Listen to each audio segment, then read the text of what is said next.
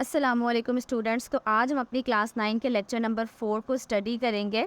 हमने lecture number 3 में matter की डेफिनेशन को डिटेल में डिस्कस किया था। अब हम करेंगे एटम की डेफिनेशन को डिटेल में डिस्कस।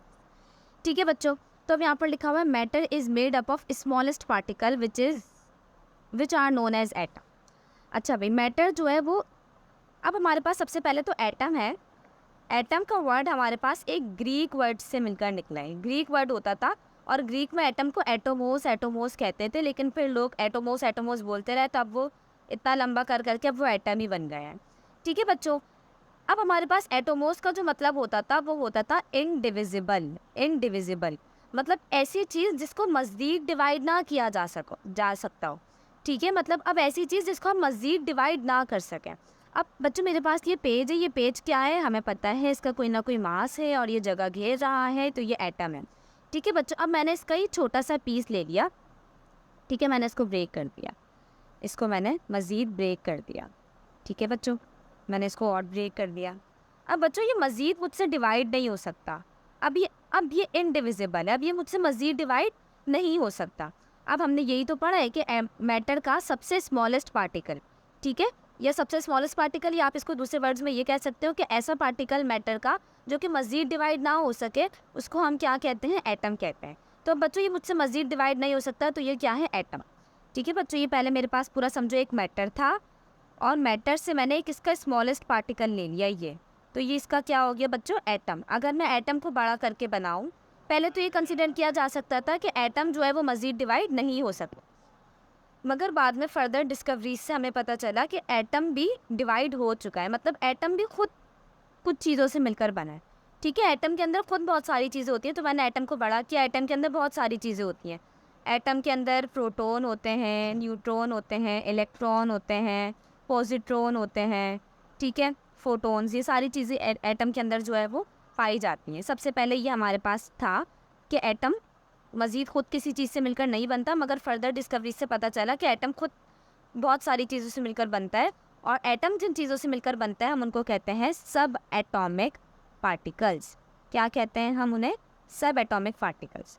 ठीक है बच्चों, तो हमारे पास मेन जो हम नॉर्मल पढ़ते हैं ना, नॉर्मल हम मतलब बचपन में जो पढ़ते हैं वो हम पढ़ते हैं कि एटम 3 चीज़ों से मिलकर बनता है, विच इज़ इलेक्ट्रॉन, इलेक्ट्रॉन के ऊपर होता है नेगेटिव चार्ज, प्रोटॉन, प्रोटॉन के ऊपर होता है पॉजिटिव चार्ज, और न्यूट्रॉन, न्यूट्रॉन के ऊपर कोई चार्ज नहीं होता।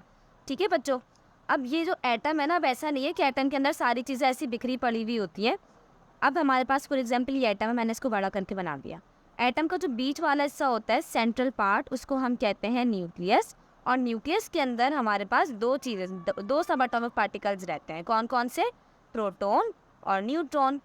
और न्यूक्लियस का जो बाहर वाला हिस्सा होता है हम उसको कहते हैं एक्स्ट्रा न्यूक्लियर पार्ट।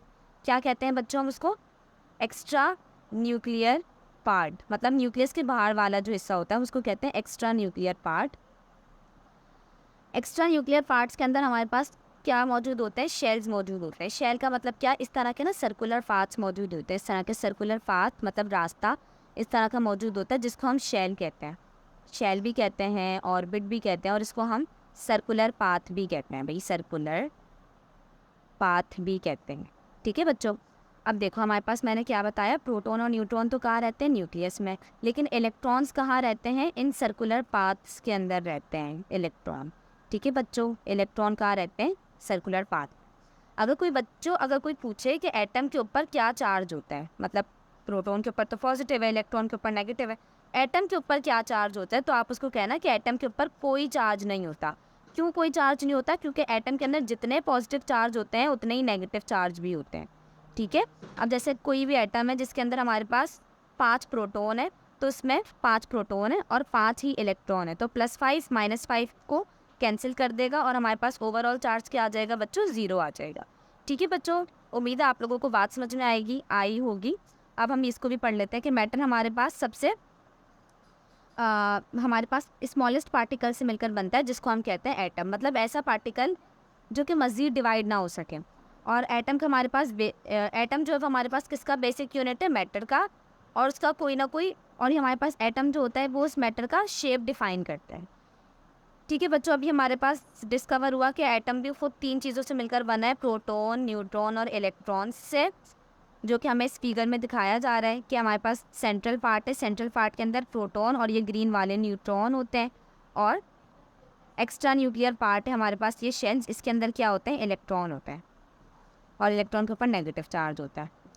ठीक है भाई, where neutron and proton are situated in nucleus, neutron और प्रोटॉन न्यूक्लियस के अंदर मौजूद होते हैं, और इलेक्ट्रॉन्स इसके अराउंड रिवॉल्व कर रहे होते हैं, न्यूक्लियस के बाहर रिवॉल्व कर रहे होते हैं। और ऐसा रास्ता जिसके ऊपर इलेक्ट्रॉन रिवॉल्व करते हैं, ऐसे रास्ते को हम क्या कहते हैं बच्चों, शेल कहते हैं, ऑर्बिट कहते हैं, सर्कुलर पाथ कहते हैं। ठीक है बच्चों, अगर आप लोगों को लेक्चर समझ में आया है तो इसको लाइक करें, दिल लगाकर पढ़ाई करें, अपना बहुत सारा ख्याल रखिएगा, दुआओं में याद रखिएगा। अल्लाह हाफिज़।